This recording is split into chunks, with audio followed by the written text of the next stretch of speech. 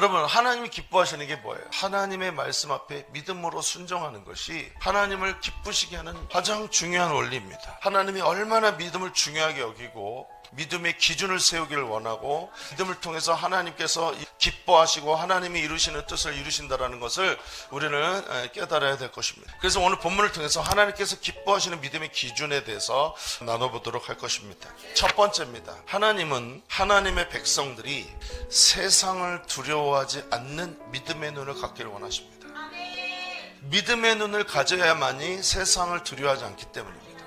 하나님께서 이스라엘 백성들을 출애굽시키셔가지고 가나안 땅을 향해서 가는 길에서 일어났던 일입니다. 12명의 정탐꾼들이 40일 동안에 가나안 땅을 정탐하고 돌아왔습니다. 정탐꾼들의 보고를 들어보면 가나안 땅이 하나님 약속하신 대로 젖과 꿀이 흐르는 땅이었단 말이에요. 근데 이 가나안 땅 주민들은 보니까 창과 칼과 철기를 가지고 있었어요. 또 장대하고 거인들이어서 이스라엘 백성들이 마치 메뚜기와 같았다라고 표현했습니다. 그러니까 쉽게 말해서 10명의 정탐꾼들은 그들의 눈으로 보이는 현실을 보았다라는. 그런데 여호수아와 갈렙은 하나님께서 우리와 함께 하신다. 저들은 우리의 밥이다.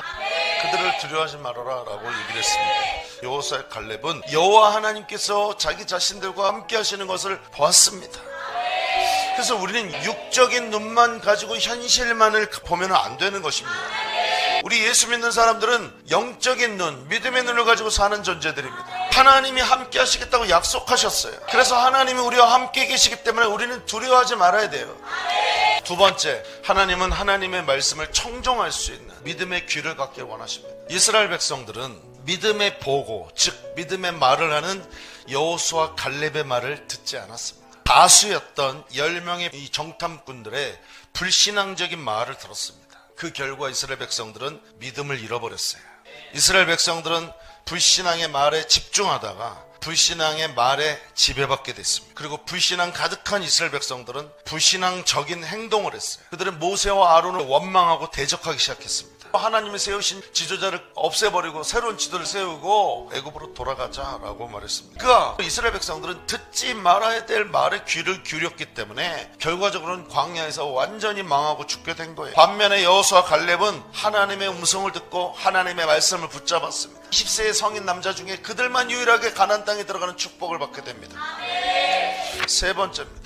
하나님은 믿음의 눈과 귀를 가지고 하나님께 순종함으로 우리가 훈련받기를 원해요.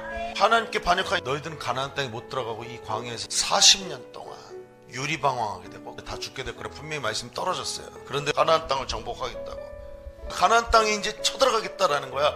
결국은 대패합니다.